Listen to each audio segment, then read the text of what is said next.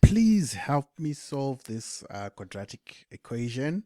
And the quadratic equation is x squared plus 2x plus 1 is equal to 0. So this is a quadratic equation because x has got the highest order of 2. So we know that it is quadratic in nature. Okay, so this question can be found on the Maths G Open and Answer Bank, where you can actually check out free questions and answers. And if you're stuck whilst doing homework, you can just go there. So it's mathsg with a double e.com/Q&A, and then you can type in and search for help. So now let's look at this question. So this person said, please help me solve this quadratic equation. X squared plus 2x plus 1 is equal to 0. Okay.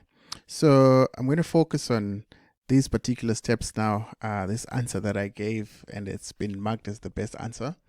Okay, so I'm going to use the factoring method to solve this quadratic equation.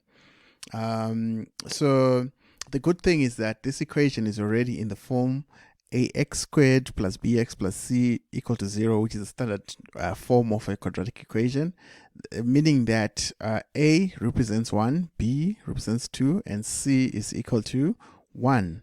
So that's good. Now, the method that we're going to use is that we're going to look for two factors of the product a times c. That is, you multiply a and c and get the product, and then you look for two factors that multiply each other to get that product. So in our case, we have a and c, right? Which is a is 1 and c is 1. So a times c gives us 1. So what numbers, when multiplied together, give us 1? We have 1 times 1, positive ones, and then we also have minus 1, and minus 1 also give us 1. So these are the two pairs of factors that we have that give us a product AC of 1. So now the question is, which of these two pairs, when added together, give us B? And our B is what? Is 2. So if we add 1 plus 1, we get 2. This one, negative 1 plus negative 1, we get negative 2. So the second one is out.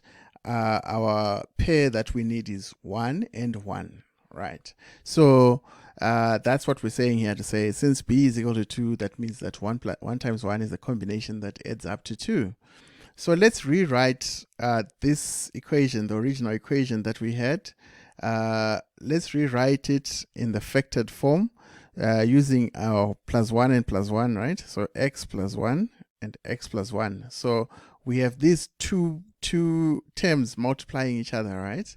So as we know from the principle of zero product principle, that if two numbers are multiplying themselves and then the product is 0, that means that one or both of them are what? Are 0.